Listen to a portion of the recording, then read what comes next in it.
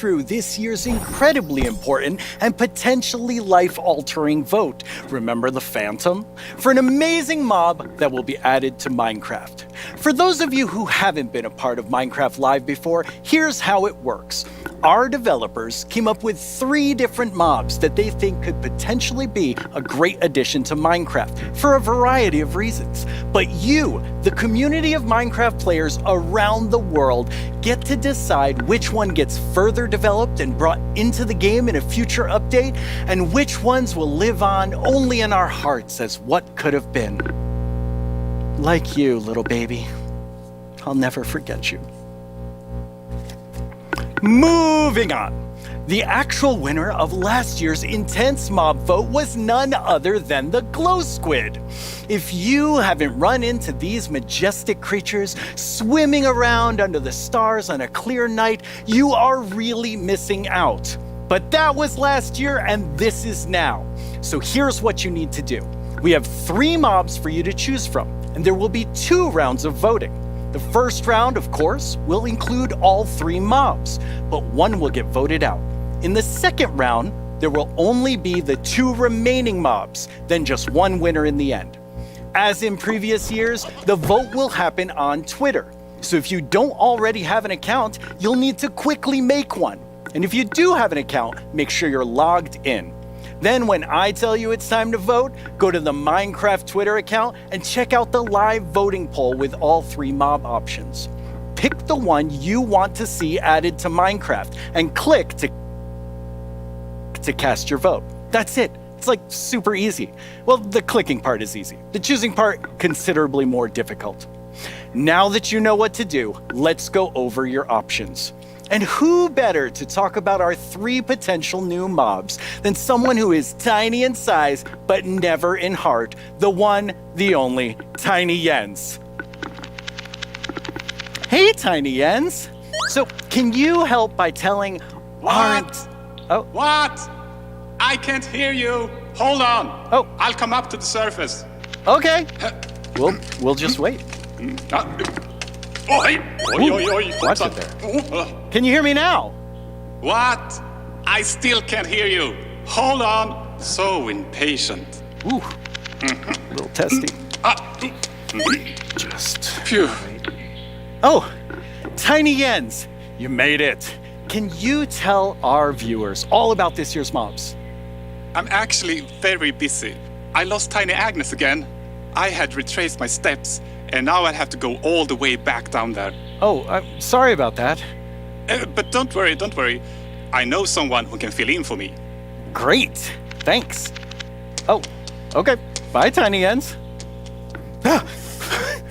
Jens, you're here. Hi, Boo. Hello. Hello. Welcome. Thank you. I Thank guess you. Tiny Jens sent you while he looks for Tiny Agnes once again. Exactly. It's a tough job. It really is. Yes. Well, since you're here, can you please tell everyone all about this year's mobs? Absolutely. So, as you already mentioned, the team came up with 3 lovely creatures that we believe that the players will enjoy interacting with. And they are the Glare, the Lay, and the Copper Golem. Those all sound really cool. Absolutely. And to begin with, we have the Glare, which is it's a creature that flies around and doesn't really like dark areas because it knows that in dark areas there might be monsters spawning. Yes. So naturally, it goes to those areas and gets really grumpy about it. And that is to bring that player's attention so that the problem can be fixed. Okay. And we are thinking about ideas that in certain circumstances, the Glare may even help you light up these areas to solve your monster spawning problems. The Glare sounds amazing. I'm ready to vote Glare now. Yes, but then we have the LA, which is also a flying, lovely creature that loves music and Who doesn't? nice sounds. And if you give it an item, it will start looking for similar items lying around and bring them to you. Okay. And if you also play on a note block, it will drop the items on that location instead. That's useful. Yes, and we imagine that players can maybe use this to make the LA help you with, I don't know, sorting items or clearing up areas. Yeah. I think there are many possibilities. Okay, so vote LA. I get it. Yes, but then we have the copper golem. And as the name implies, it's a golem made out of copper, so it's an excellent use for copper.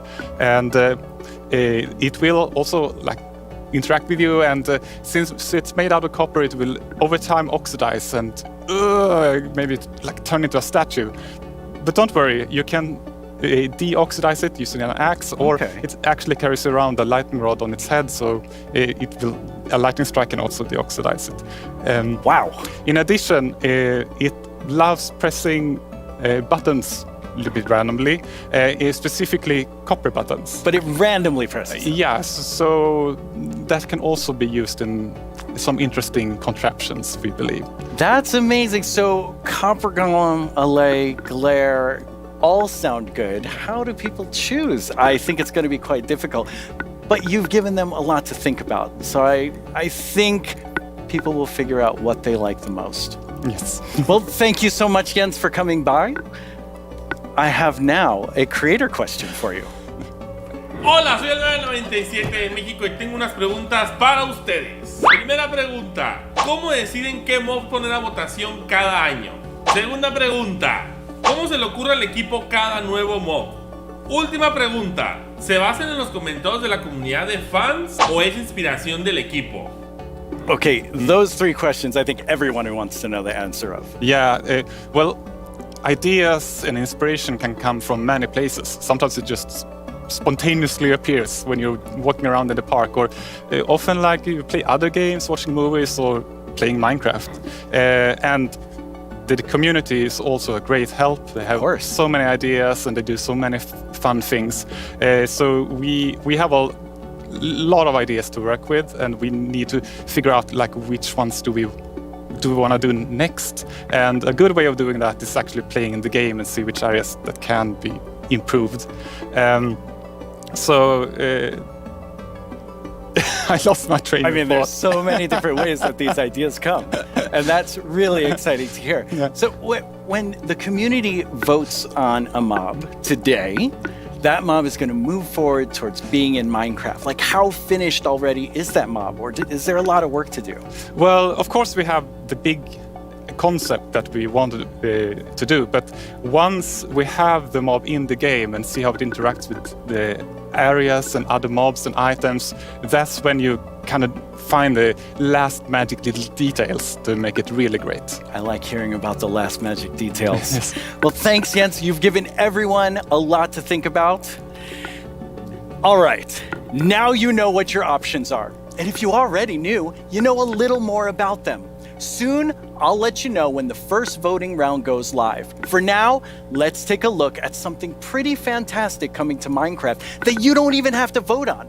Earlier this week, Lydia spoke with Fanny and Quinn from our awesome creator team over in Redmond to get a first look at some interesting things they've been working on.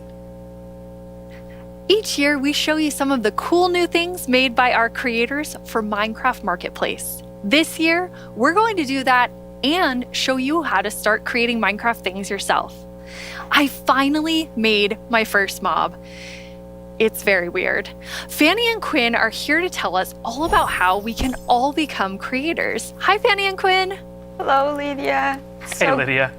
It's so great to be here. It's just so exciting to talk about our creators, and what a better place to do it than surrounded by the art that they have created. I know. I walked onto the set and I was like, oh my God, those are Jollycraft skins. Those are Cupcake Brianna. That's Ka Studios. It was so cool just seeing all of their skins and worlds and concepts all on the wall. They are really amazing. The creativity from our creators, those names, that makes sense now. It's just mind-blowing.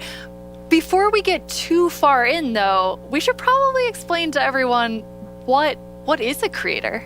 Yeah, of course. So a creator is really anybody who makes anything in Minecraft, whether you're doing skins, textures, worlds, terraforming, UI, and even for me, people that are making mods and add-ons and that kind of more developer type, those are creators too.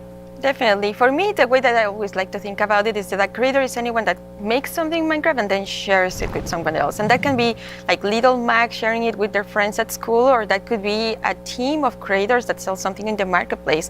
And then everything in between, right? And our mission really is to empower all of them to make whatever their imagination is telling them to do. We want to really give you all the means, documentation, tools to be able to do whatever you want to do. Yeah, it's just such a cool thing to be able to work on, that everybody can be a creator. That is so cool. And Fanny, you mentioned tools. I think it's so interesting. Your team is actually building things that creators use to build things on top of. Like, what is your favorite tool that you've made? Oh God, that is such a hard question. We have so many, but I'm going to be a little bit selfish for a second and just pick one that I worked on recently. Like, as a manager, I rarely get the chance to actually write code, which I love doing. And this time we had a game jam, and I actually picked a creator community request, which is like implement a damage command that will help you like do cool effects with other mobs. And I just worked with a designer and we created this together, and I'm so excited to know that the team is actually now taking my code and is going to ship it for real. Very excited about that. Yeah, that was just so cool that you're able to do something just in a game jam, and then it turns into something real that our creators can use. For me, my favorite is the structure animation. Last year we shipped a map called Suburbia by Jiggerbob that is basically this world that you can manage your city, create plots for commercial, residential, balance your economy. And every single time you place one of those plots, it animates layer by layer by layer, adding just this immersiveness and polish to the map that just makes it, I don't know, above and beyond. That's so cool. I mean, so many of our creators are using the innovative tools that you've made to just like expand what they're working on. And we have some awesome examples of that.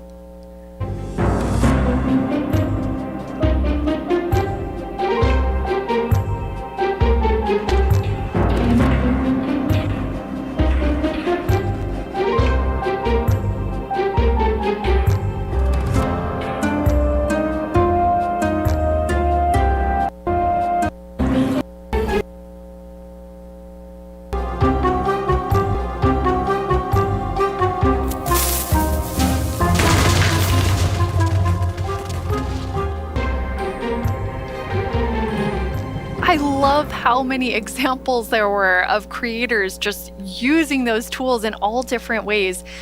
What's that like for you to see, Fanny, when your team, you've all been working on making those things for our creators? It's definitely one of my favorite parts of like working with creators. You just give them one tool or two and they will make these crazy, amazing things. Like many times I see their creation, I'm like, how did they even do that? Like I know they're using our tools, but I don't know how they did that. It's so crazy. It's mind-blowing sometimes just what they're able to do with just the small little things that we give them. That's really, really cool. And we have a creator question for the two of you. Hey everyone, I'm EYStream, a Minecraft YouTuber, and I've got a question for you. Are these awesome features just for people who have experience in modding or creating content? And if we wanted to, how do people learn more about these features? It's such a great question because the answer is no. They aren't just for advanced modders or people that have been in the community for a long time. We actually just launched a new website we call the Learning Portal. It's on minecraft.net/creator, and on that site it basically links out to all of our resources to how to learn how to become a creator, learn how Minecraft content creation works. It also links out to our brand new documentation site that allows you to just go super deep into learning the components and learning entities. And then the coolest thing that we added, which is how we made our mobs, is we use the Minecraft entity wizard, which is created by Yanis, and it's a Blockbench plugin that allows like super easy creation of mobs that you can add to your own Minecraft game. Hello everyone, my name is Yanis. I'm a software developer and Minecraft content creator. In 2017 I started to create my own 3D modeling program called Blockbench. The program is all about creating boxy pixely models, which makes it perfect for the Minecraft art style. Today Blockbench supports many Minecraft formats, ranging from Bedrock Edition add-ons to Java Edition resource packs and mods. The program is used by Minecraft creators all around the world to create models, animations and player skins. Almost all 3D models you see on the Minecraft marketplace were made in Blockbench. And it was even used to design some of the new vanilla mobs, such as the goat and the axolotl. This summer I've collaborated with Mojang to create a new plugin for Blockbench. The plugin makes it super easy to get started with add-on creation by generating everything you need for a custom entity in just a few clicks. I'm going to demonstrate the process by making a simple grizzly bear. To install the plugin, I'm heading to File, Plugins, Available, search for the Minecarft Entity Wizard and press Install. That brings up this handy shortcut on the start screen. Let's go! I'm going to pick a preset that looks similar to the grizzly, like this polar bear, and I'll use the same for the behavior. Okay, now the add-on is created on your computer. Now let's start customizing our model using Blockbench. For this example, because we already have a bear model, I'm just going to recolor the model.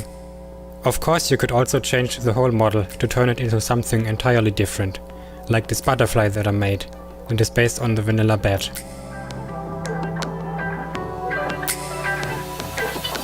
Okay, this looks good. Now I'm going to press save and switch over to Minecarft. I can find our new grizzly bear pack in the behavior pack section and simply enable it. This will automatically enable the resource pack as well. Now let's check out the entity in-game. I just need to grab a spawn egg from the inventory and use it. And here's our grizzly bear. Have fun creating! It's free and works on all platforms.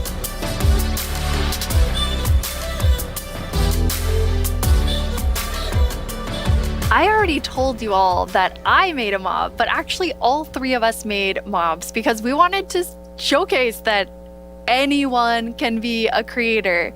So Fanny, tell us about your adorable mob that you made. Thank you. Yes, I was so excited to know that Blockbench was a thing because I immediately thought I need to add my dogs to Minecraft. I really love them, and I was just so excited. Like Blockbench made it very easy for me to just obsess over every single detail. Like every pixel was like, does that look like my dog? And then I also modified the geometry, especially the tails, to look like the exact twist that my dogs have. I really obsessed a lot, and I was very happy, especially when I was able to add my own animation. I'm definitely not an art person, and I just made it so that it like wiggles their tail when they're sitting.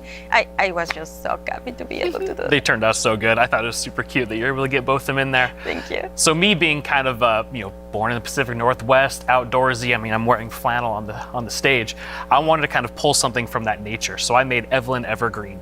She's this kind of cute little evergreen tree that you maybe see, walking around the deep forest. Kind of fantasy driven. Then I've animated the arms and the legs, just these little stick legs that kind of walk around, just to add something, kind of cute and cool to the forests. Her eyes are really staring right into my soul. I love it. I would love to just happen upon Evelyn in the forest. So I went a totally different direction from the two of you. I know, Quinn, you built your mob from scratch. Fanny, you built yours on top of a wolf. I built mine on top of something. I did not animate. I just wanted to do the beginner's course of Blockbench. And so I made something very near and dear to my Florida heart with a twist, which is what I'm calling an axolotl, an axolotl, and an alligator.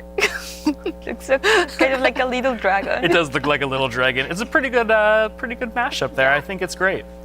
Yeah, I thought an alligator and axolotl would be super innovative when added together, but it does just look like a dragon. But I'm okay with that because I am a creator now, based on your definition, because Exactly. I made that and I showed it to all of you, which seeing something that you make in a game that you've played, for me for 11 years, it was amazing. It is so rewarding, really, to be able to just do that. So we encourage you all to try it. Like if someone that paint is the only skill that I have, I know everyone can do it. So please go install Blockbench and try it out. We would be so incredibly proud to just see everything that you have built. We would love to see it. Yeah, it's available on all the platforms, and just post them on Twitter, post them on wherever you do, and we'll probably run across some of those, and we love seeing them. Oh, I can't wait to see what everyone else creates. And I mean, I think that our mobs are definitely ready for the mob vote next year. So we don't even have to work on anything else. These three are perfect. I'm going to have to talk to the team about that.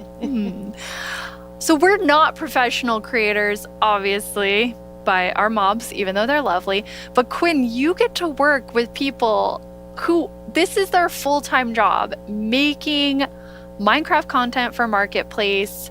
What is that like? It's something that I'm just immensely proud of. Like being able to see so many people engage in the marketplace and allow creators to become full-time Minecraft content creators as their careers. I think it's incredible too because the marketplace doesn't just support these huge studios, but we also have really small independent creators that make just texture packs, or like Charloquin Schematics. That's just a family on the West Coast that makes their own worlds. And the fact that the marketplace can support all of them and make it their full-time jobs is something that is just so cool. There's so much new content that our creators have made that we put together a video with some of our favorites from this past year.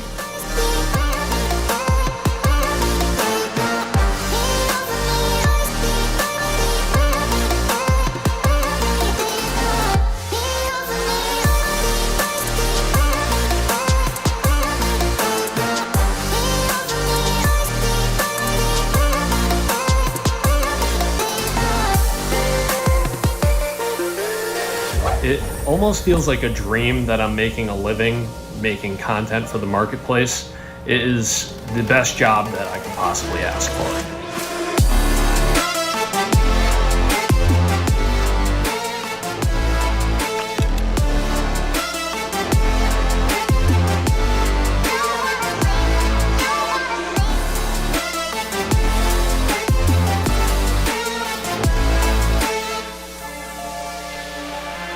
We just got to see some amazing reactions from the fans, and people love the map, and that's just so heartwarming and lovely to see, and it really does put a smile on our faces.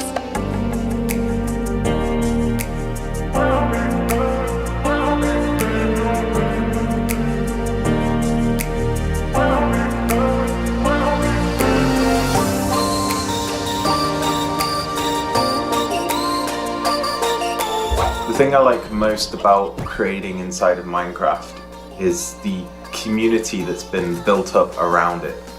There's so many amazing creative people, and it's been a privilege to be able to meet and work with so many of them.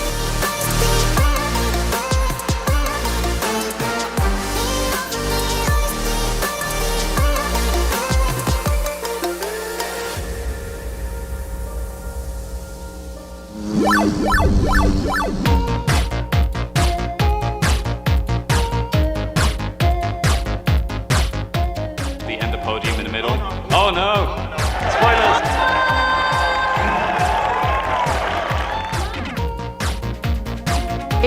Wow! We're kicking things off with the announcement of we're gonna tell you right now. The update Aquatic, Village and Pillage. Seriously, I'm so excited. Bees! Bees! Let's look at some bees. To finally have a Nether update.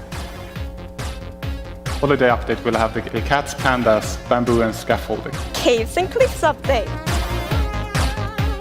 David Niesagen.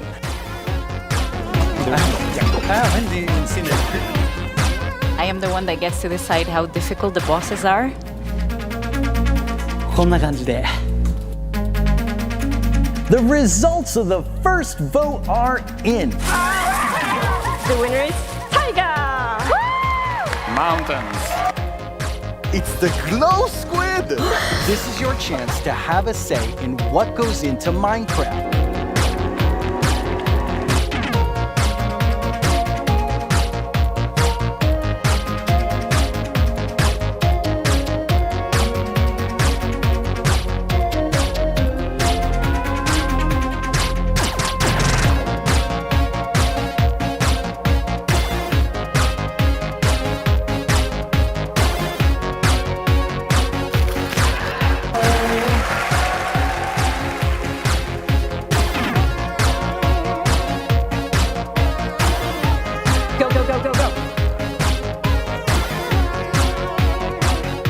What should I do now? Moppy!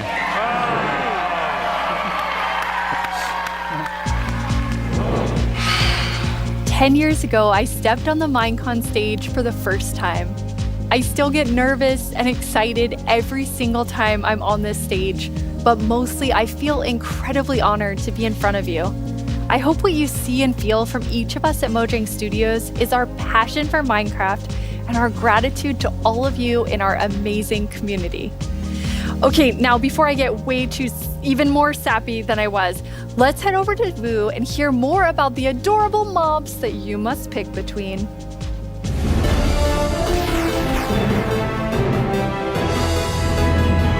Here we go. It's almost time to vote. Before we do though, let's take a quick look at your choices once more. We have the Glare, a mob that lets players know when they're in an area that's dark enough for monsters. You can bring it with you and it will fly to dark areas. When it gets grumpy, you'll know that it's dark enough for monsters to spawn.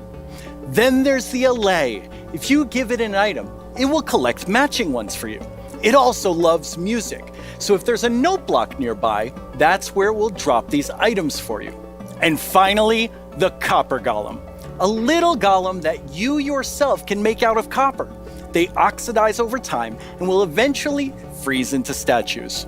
They love spending their time randomly pressing copper buttons, which would also be added to the game if the Copper Golem wins the vote.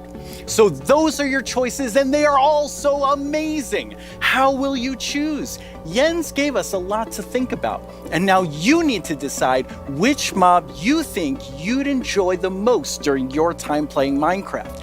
Any of them would be useful, but choose your favorite and go vote for it now. Yes, that's right, the poll is now open.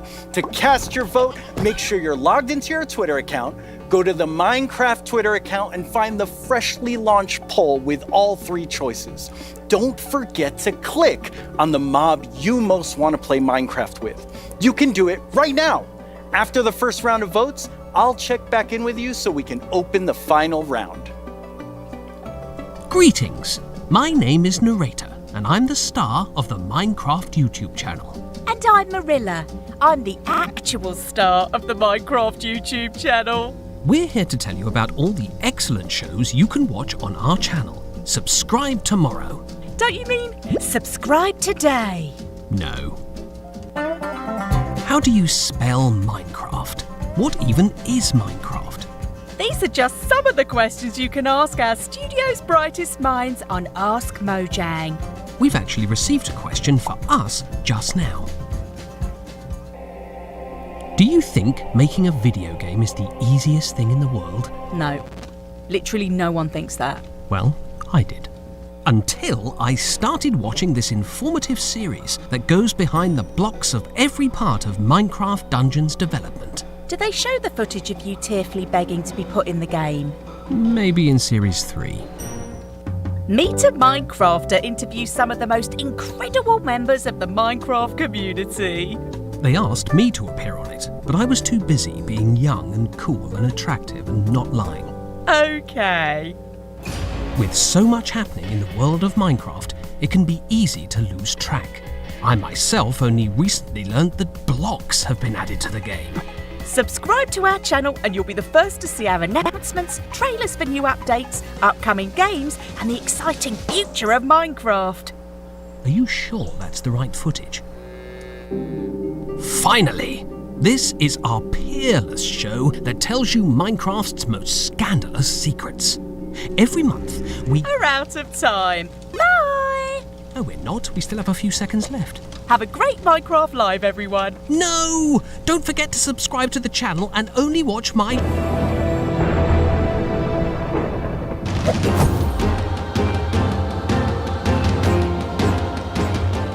Now let's welcome Laura to talk all about Minecraft Dungeons. Hi, Laura. Hi. So you have a pretty cool job at Mojang Studios. Yeah, I think I have the coolest job. It's sometimes difficult to believe, but I'm the lead designer of Minecraft Dungeons, and that means that I get to decide a lot of small things and details and bring a lot of ideas to the table, so hopefully make the game a bit better. That does sound cool. Yeah. You and the Dungeons team have been working so hard recently, and you've recently had a couple of really cool releases. Yeah, Yeah, it's been crazy. We recently released to Steam, and I did something that they never recommend you to do, but I did it anyway, and I read the reviews.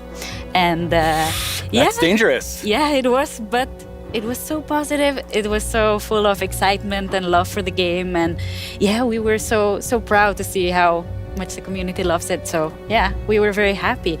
And also this week we've released the Spookier Fall update, which brings back a lot of spooky modifiers to the game, gear, a new cape, a new pet, and there's my new favorite armor, which has a spoon staring in your head. I love that one. Yeah, it's lovely. I like it so much. It's a lot of fun to stare at while you're playing, but it might distract you a little.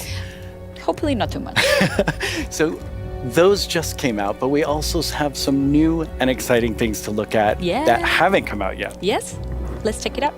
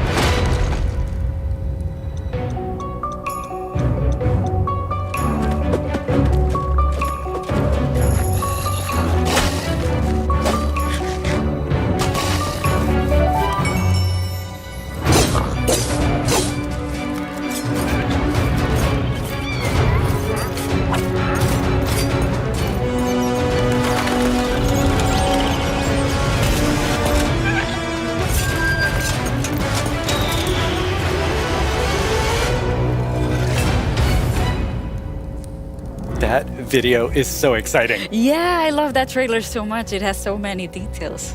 So there's a lot going on in that video and a lot to talk about, but why don't we start with, now that DLC is done, what are seasonal adventures? Right, yeah. Now that we are over with the story of the Orb of Dominance, we sat together with our friends at Double 11 and we started working on seasonal adventures, which are a new way for the player to progress through the game and increase in ranks, gather points, and hopefully get cool rewards at the end. That sounds amazing. Yeah. So how long do they last?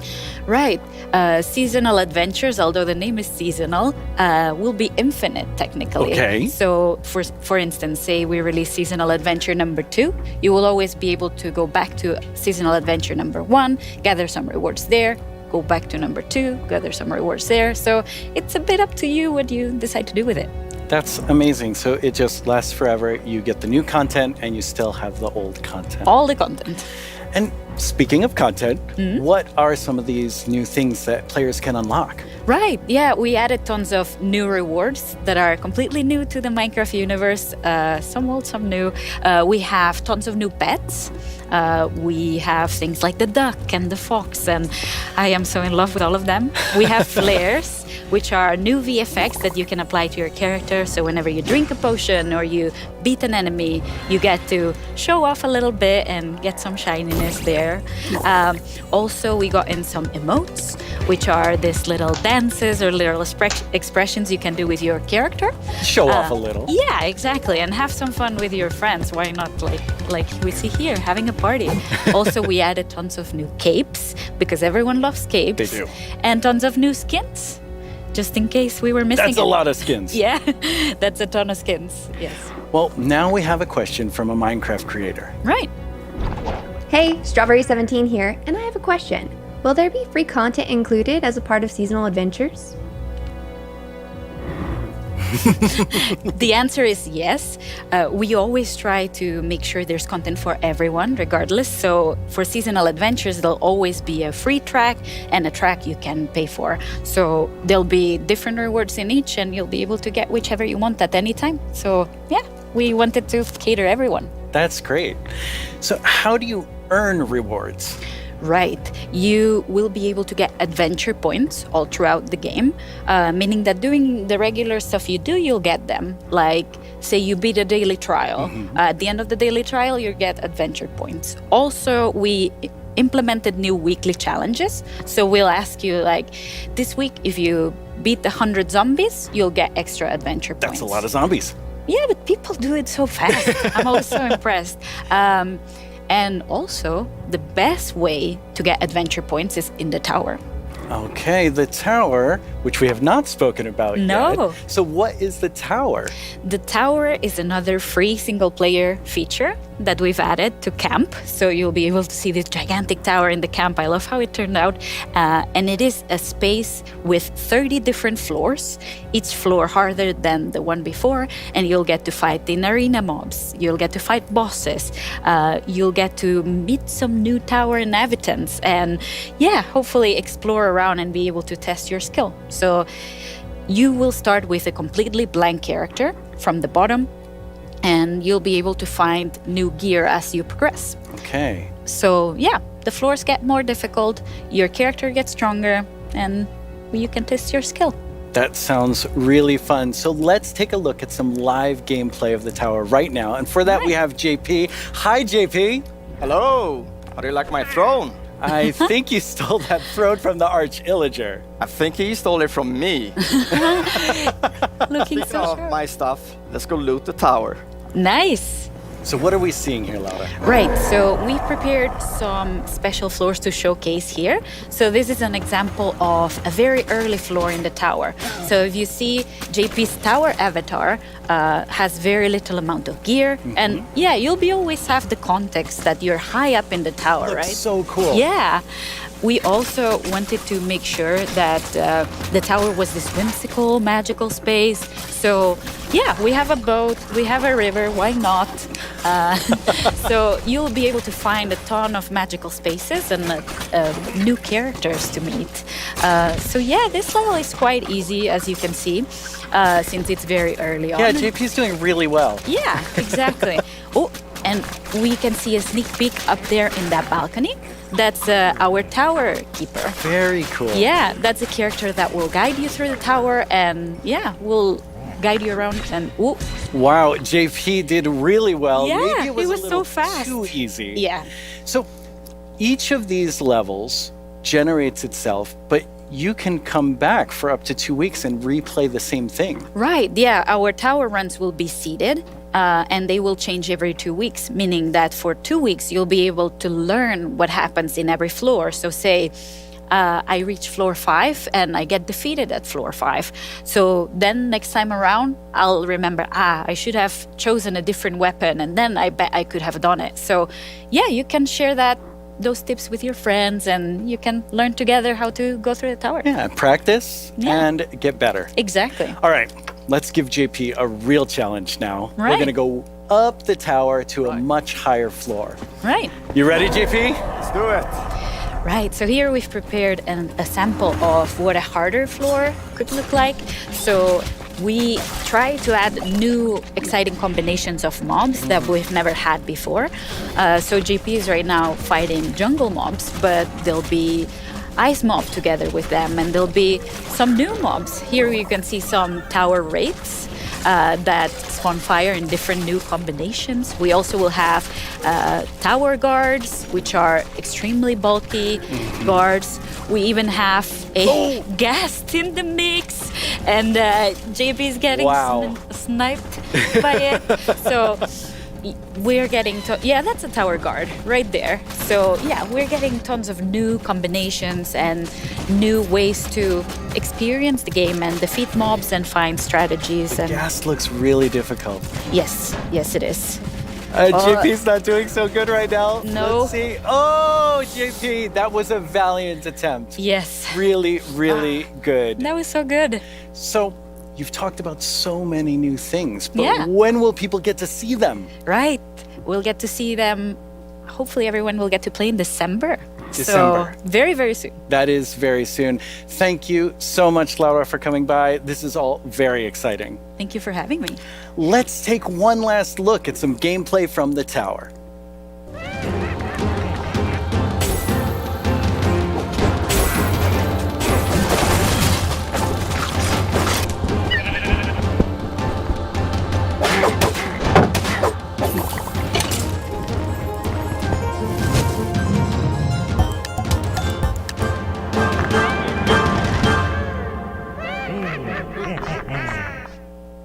Once again, our friends at Element Animation have made us something to enjoy and perhaps even sing along to, all while taking us through everything you can do right now from Caves and Cliffs Part 1.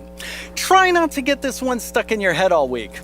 I only say this because it's been stuck in mine. Hey, you two! Have you discovered all the features in Part 1 of the Caves and Cliffs update? There's brand new colored candles and the lichen makes rocks glow. You'll find some amethyst if you look inside a geode. The buds grow into clusters, then you get shards when they're mined. These are just a few of all the things there are to find, like jump across some drift leaves, make your path from these. Spending too much time in powder snow will make you freeze. You can mine raw copper, smelt some ingots into blocks. A lightning rod and thunderstorms will stop you getting shocked. Copper oxidizes, but to stop it, make it wax. Craft your raw ores into raw blocks if you've got too many stacks. You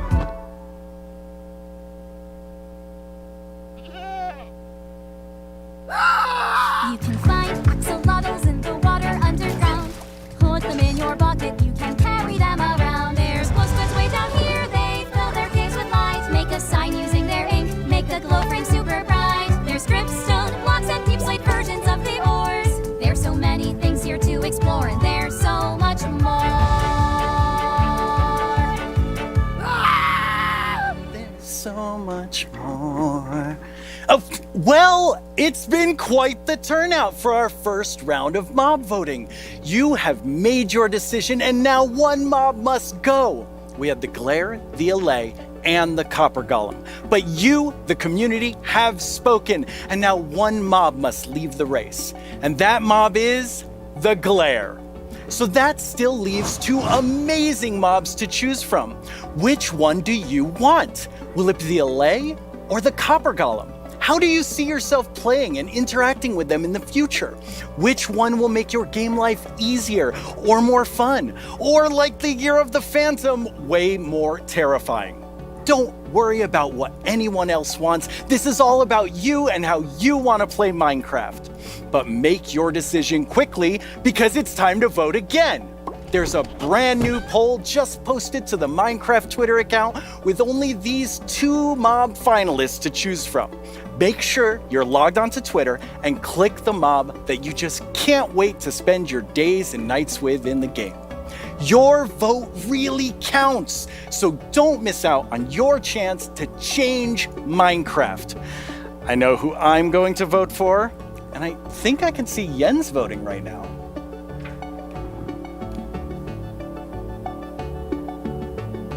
Okay, so I know this will come as a surprise to pretty much all of you, but I definitely didn't love everything about school.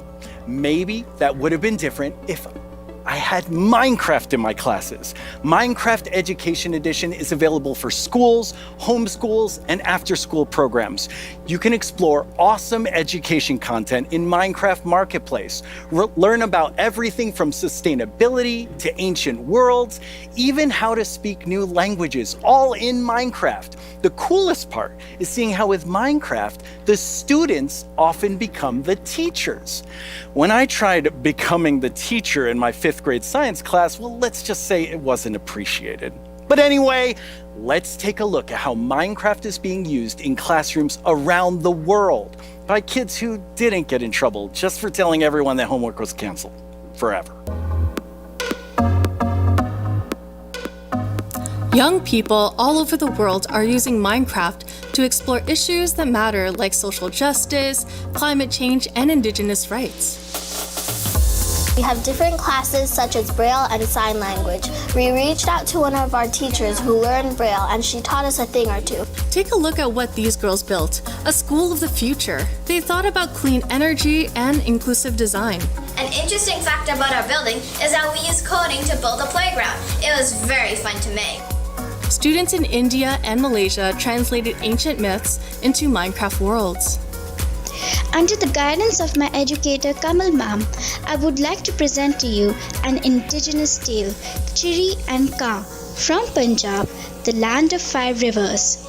In Canada, Australia, and New Zealand, classrooms are using Minecraft to explore indigenous cultures. And they're not just building blocks, they're building super useful skills. Games like Minecraft prepare you for the future, teaching us how to work together, solve problems, and even write code. Normally in school, it's like, here's this, do this, off you go. But now it's like, blank schedule, Minecraft, yes please. This summer, students imagined a greener New York City in an epic citywide esports battle. I don't know about you, but I wish I had this in school. I think I would have been all over this. Oh, absolutely. Kids in Wales designed more sustainable rugby stadiums. Teams of students built turtle habitats and wind farms. And in Slovakia, young people imagined a bee sanctuary in Minecraft. During this build, I learned that bees do this thing called swarming. We can live more sustainably, we can treat one another better, and can we all agree that learning should always be fun? Let's build a better world together. Game on!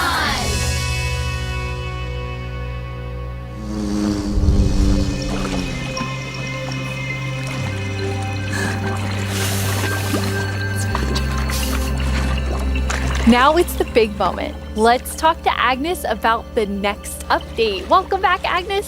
Thank you. How's the show felt for you? Super good. Like, I think it's a really fun show. And also, of course, we've shown so many exciting things. Absolutely. I mean, I'm feeling quite nostalgic since this is number 10. And I have to say, I was the 7th employee, the first woman on the team. And when I see you leading Minecraft, I just feel so excited about where we're going. Thank you.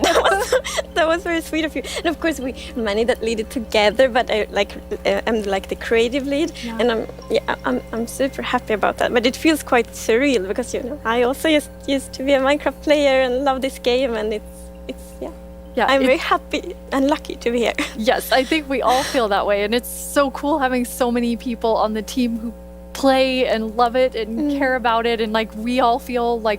I mean, we are part of the community too. Yes, we definitely are. And now, Agnes, you are going to reveal to us what the next update is. Yes. Okay. So the next update is called the Wild Update. The Wild Update sounds very, very intriguing. So what does it encompass? So the word wild mainly means like 2 things for us. So the first thing is like beautiful nature, and the second thing is like really scary challenges and adventures. Oh, that sounds awesome. And so what we're gonna do is we're gonna have some of our gameplay designers come and tell us more about specific things about the Wild Update, because there's these different parts to it. And we have the first one here, which is our Deep Dark expert, Brandon. Hello. Hi, Brandon. Welcome. Thank you. So we've moved the Deep Dark into this update. Can you talk to us more about why? Yes, I mean, one of the biggest things about the Deep Dark and the Warden and the Skulk is that it's just expanded, it's gotten bigger, and we really wanted to make sure that we did this right and that we didn't just rush it.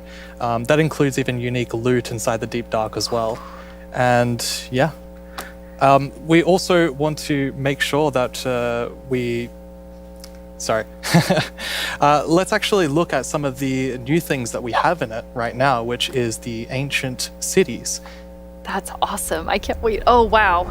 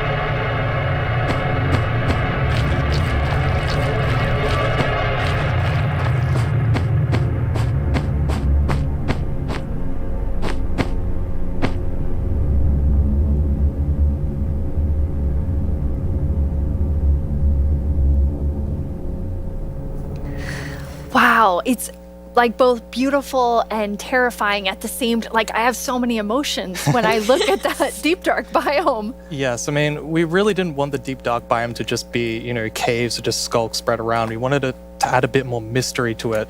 And there's this ancient city, and what is it doing there? We're not going to tell the players. We're just going to let them go throughout and explore and see what they come to. And there's even this ancient structure in the middle of every single city, and it's got something interesting about it that you're going to have to explore in game. It's really cool. I like it feels like a place you want to explore. Yes, I love that it really deepens the mystery of Minecraft. Like Minecraft is all about player stories, and Deep Dark definitely inspires the storytelling, I think. That's so cool. And so last year you showed us the Skulk sensor, but I know you've been working on a little Skulk family. It's a Skulk family. Is it that maybe they're not cozy? so cute. They're not so friendly, no. Yeah, last year we focused a lot on the Skulk sensor, but since then we've kind of been trying to figure out what do all the different blocks in the Skulk family do. And one of them actually is something called a Skulk catalyst. And the main thing about the Skulk catalyst is it's actually what causes the Skulk to spread. As you can see here, whenever a mob dies, such as a zombie, near the Skulk catalyst, it actually spreads Skulk underneath it. And the amount is based on how much XP that zombie would have dropped. Wow. So, the Deep Dark, it's kind of overgrown with all these Skulk blocks, so that means that lots of mobs must have died there. Quite a lot, yes. Make it less scary. Oh, and as you can see here, when you mine some of the Skulk blocks, you actually get enchanting points. Yes, and of course, if you still want to get some of the blocks for decoration or something, you can just use a Silk Touch. And then we have the Skulk Shrieker. So when this block is activated, it's gonna give that really scary shriek sound that you heard now. And it also gives this darkness effect, so it's like pulsating darkness. You can even see now when you're sneaking and you step on a Skulk sensor, even sneaking it will activate. Wow, okay, definitely not a friendly family. No. And I will say to our younger viewers, in a minute we're gonna show you a clip that's a little scarier. But I mean, Brandon, those have so many things that players can do with them. Like, Yep. what do you imagine them doing? I think the Skulk Catalyst is going to be really interesting because, when you could create a mob farm with through the tech community. Usually when a mob dies, it doesn't drop XP unless the player actually kills it. So with this, you might be able to create some sort of XP farm. Ooh. There's lots of opportunities. That's cool. And you can build experiences for other players. Like imagine building a haunted mansion or a really dark forest, and then you have the Shriekers. Terrifying. So then, when players out walking and then they activate the Shrieker and hear That's amazing. Or you do that all around your world, and just whenever anyone's visiting I'm not going to visit your world. Shriekers are just shrieking. We have a community question for you. Hi, it's Jinjam from Germany, and my question is, what was the inspiration behind the Shrieker? Yeah, I mean, that's an interesting question. From the art side, we actually had the inspiration behind the human larynx, which is like the vocal cord or vocal structure or something, just something that represents kind of creating sounds. And from the gameplay perspective, we wanted to make sure that, first of all, the warden spawns in a unique way, and also in a way that you can avoid it. So usually you can kind of sneak around, and as long as you don't activate the Skulk Shriekers, then the warden won't come. But if you do make too many noises and the Skulk Shrieker activates too many times, the warden will come.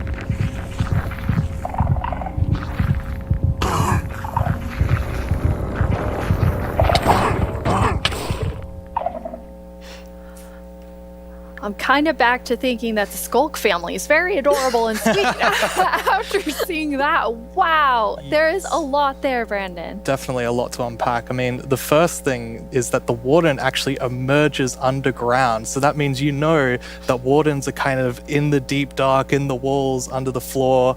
And it also has developed a sense of smell. So of course you can sneak around and try to be, quiet and not to get detected. But unfortunately, the warden's still going to be able to sniff you out and find where you are. And if it sniffs you while you're really close by, then it's going to start noticing you.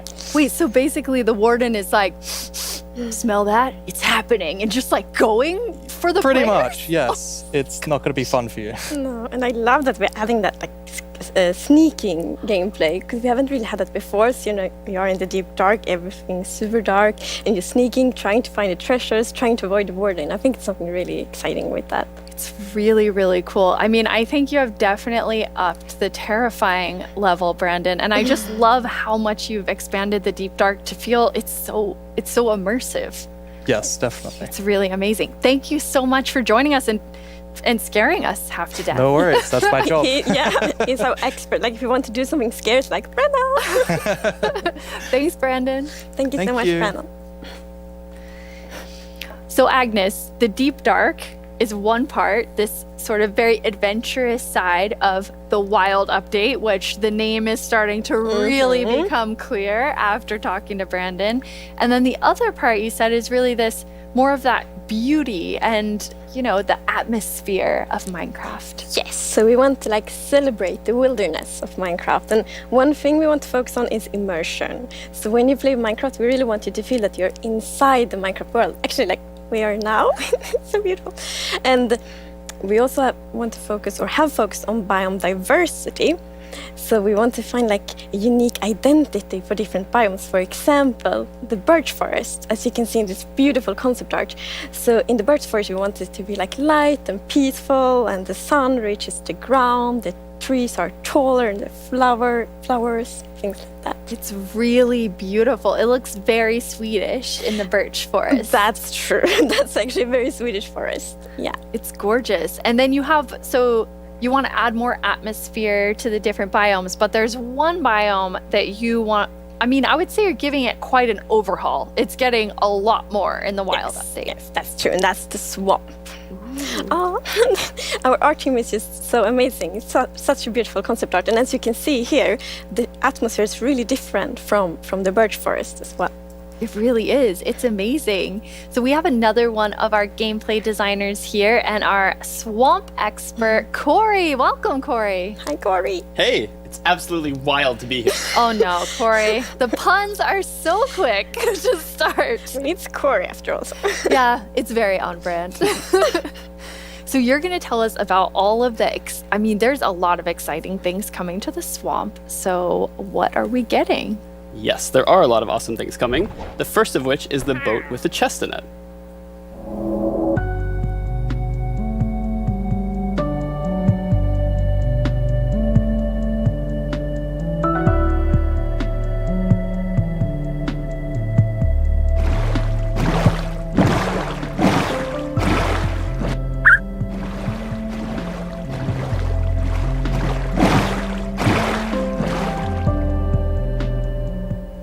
So useful and relaxing. Yes, and especially now, in Caves and Cliffs Part 2, we have even wider rivers, so it's easier to travel on water, so it's going to be extra useful. Yeah, and in the aquifers as well. Yes, so when you go rafting in the caves, you can put your diamonds in the chest in your boat. Oh, it's really nice. Amazing. And you've been working on what I think now will be my favorite tree in Minecraft. Yes, we are adding the mangrove tree to Minecraft. So as you can see here, this is a propagule, and propagules grow from mangrove trees. They're actually ready to grow mini mangroves growing from the mangrove. And you can see here, the mangrove tree grows propped up on root blocks. It has vines hanging down from the leaves. The propagules are actually growing underneath the leaves. They actually grow from the leaves themselves. And I really like how the propagules are looking here. And okay, I'm just gonna nerd out on propagules for a minute. Okay, so in real life, the propagules grow, like I said, from the mangrove tree. And then when they fall into the water or like let's say they fall into water, they could float for up to a year before they plant themselves in the like water underneath the water or on land, wherever they happen to land. And mangrove trees themselves are actually amazing for like local ecosystems, fighting climate change, for local communities. They're just super trees, and I'm really, really excited that we're adding them to Minecarft. That's awesome. And this is the first sapling that you can plant underwater. Yeah, you can plant it underwater and on land as well. That's so cool. When you first showed me the mangroves and you talked about your favorite thing, the propagules, I actually remember playing in mangroves in Florida, and we would use them to like write in the sand because they're super cool. That's adorable. So seeing them in Minecraft is just so exciting. And of course, where there's a new tree, there must be a new wood type. Yes, the mangroves do come with a new wood type. And like always when we add a new tree, we are so happy, like we get so many questions from the community like, will there be a new wood type? and therefore we're so happy that we were able to add a new wood type for the mangroves. And look at it, I think it's really pretty. And you also don't see like all the blocks here. It's gonna be like a full set for the wood types. It's gonna be like doors and trapdoors and so on. That's gorgeous. I love it. I'm so excited about mangroves, but I just need to mention another thing. Because we decided to go with like really big roots, and I think those are so cool. And we actually prototyped quite a lot back and forth, and it was a bit tricky to decide how the roots should look like, as you see in this picture here. But now I'm so happy that we went with the like multi-block roots, because for example, when you like go with a boat and then you can go under the mangroves, and I think that adds such a nice feeling to it. Yeah, like in this picture, it's really nice atmosphere. That's beautiful. I really agree. And like when I was testing, I really loved that feeling of like being underneath it, being like just this huge feeling. And I wanted more. I wanted to be surrounded by mangroves. So I was like, why don't I just make a mangrove swamp biome where I'm completely surrounded by them? So as you can see in this video, walking around, you're just completely surrounded in the mangrove swamp. It's just mangroves as far as the eye can see, just like in real life. And you have all the mangroves propped up on their roots, growing in the water, so you can take your boat underneath like Agnes likes. And you're just completely surrounded by the awesome beauty of it. It's so beautiful. Oh, and I mean, during sunset, every time I was testing, I would actually like pause the day-night cycle just to watch the sunset in the mangrove swamp. It was super beautiful. That's absolutely gorgeous. I noticed that was not dirt. Good eye, Lydia. That was wet dirt, otherwise known as mud. That's amazing. So you've actually added mud to do something really cool. Yeah, so we're adding really cool renewability mechanics to mud. The first of which is if you take a dirt block and pour a water bottle on it, then you can get more mud. And then the other one is if you take your mud block and you stick it on top of the dripstone, it will sort of like drip the water out of the mud and eventually dry it out, which turns into clay. I love the renewable clay. Like I always need more bricks. So perfect. Yeah, your local mason isn't going to be super happy with you though. That's actually true. I have this one mason, it's diamond tier mason in my village, and I always trade with them. You're taking a villager's job. They might be a bit upset now, but still renewable clay. Yeah, it's really, really cool. And you're also using mud to make a new block. Yes, we're also adding mud bricks. So mud bricks are a really, really exciting like building block.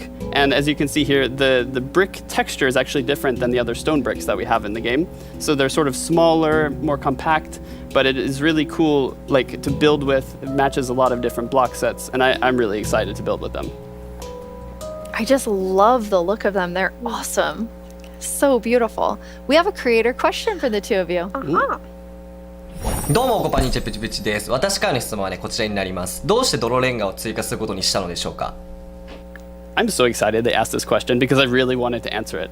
So the main reason that I wanted to add mud bricks to the game is that I really wanted people to feel like all around the world, there are houses built out of mud bricks. So many people around the world have houses, buildings using mud bricks. And I really wanted people who are playing Minecraft to feel like they could build their home and feel like they're at home in Minecraft. So I'm really glad we got to add them for that reason. Amazing. Yes, and it's so important for us that like everyone feels equally welcome when playing Minecraft.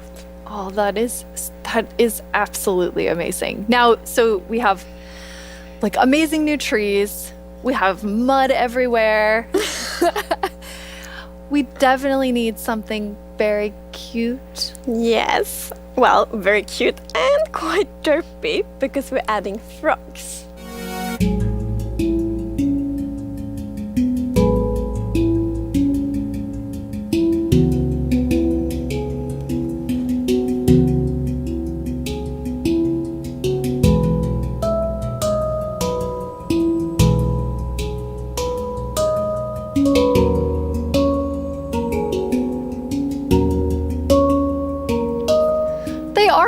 and Derpy. That's the perfect description of them.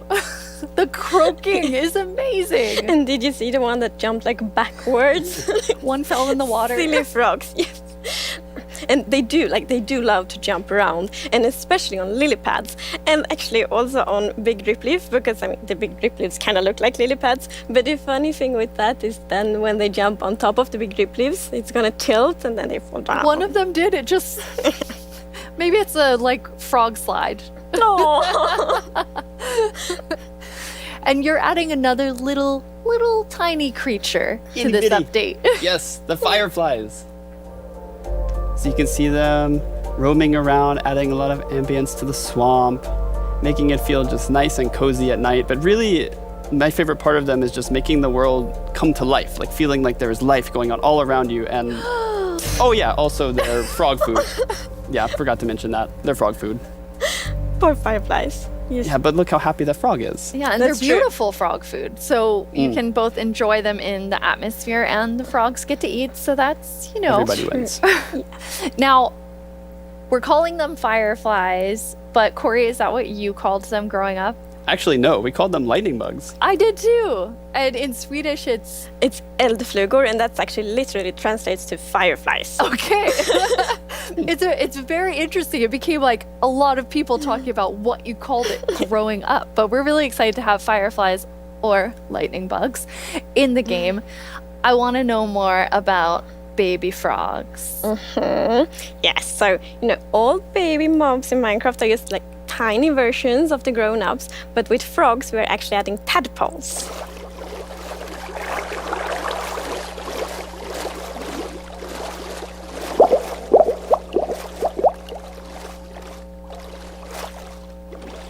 Once again, you deliver on the promise of cute and derpy with the tadpoles. We do. Yes, and you can pick them up in a bucket. Yes, and that's actually extra helpful for the tadpoles, because we have frog variants, and when a tadpole grows up, it will pick a variant depending on the temperature in the biome it grows up in. So for example, if it grows up in a really cold place, it's going to turn into a snowy frog. Yeah, as you can see here. So the frogs have kind of like two main systems. One is the tadpole system, and the other one is the cold-blooded system. So the frogs are like the first cold-blooded animal in Minecraft.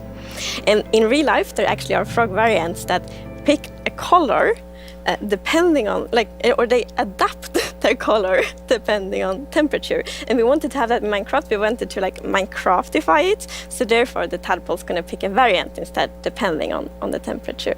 That's so cool. And there are 3 variants. Yes, it's going to be 3 variants. Okay, so we've seen 2. What's the third one? The third one is the tropical frog. So let's say you were venturing out into the desert or the jungle, and you take your tadpole with you, and if it grows up there, it'll turn into a lovely tropical frog. And what I really love about the tropical frogs is how just relaxed they look, and they're like blending into the sand almost. They're just so relaxed, just chilling there. Yeah.